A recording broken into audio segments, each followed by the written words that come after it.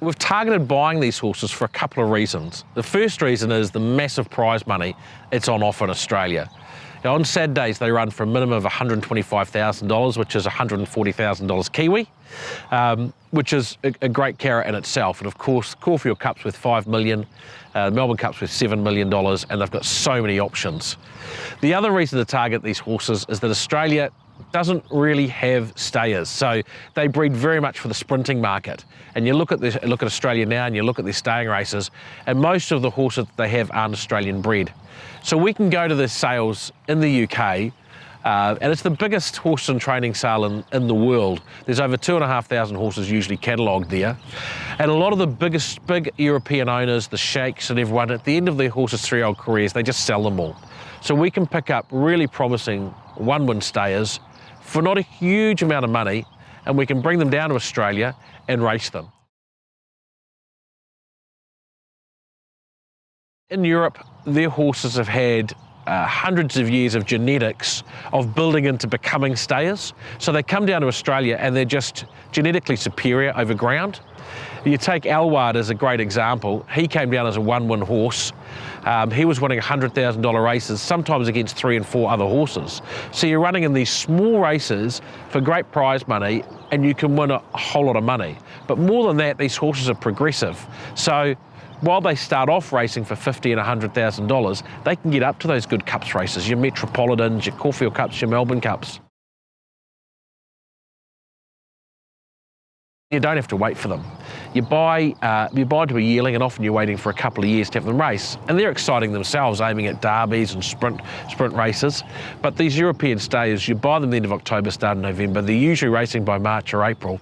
And within 12 months, you know where you're at. You're racing in, for these $125,000 races and bigger races. And they're giving you your instant returns, and they're giving you a ticket to go to Australia on those big days and have your horse race. I mean, it's just a fantastic option. So the horses bought so far, Alward and Rakik.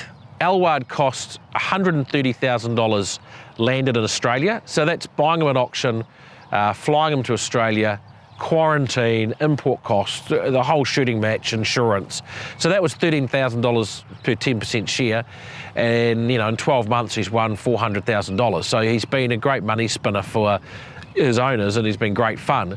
Rakik was a little bit more expensive. He was 180,000 New Zealand dollars landed, so 18,000 a share. But he's only been there for 6 months, and he's already won over $100,000, and he looks like a horse that's going to win a heck of a lot of money over the next few years.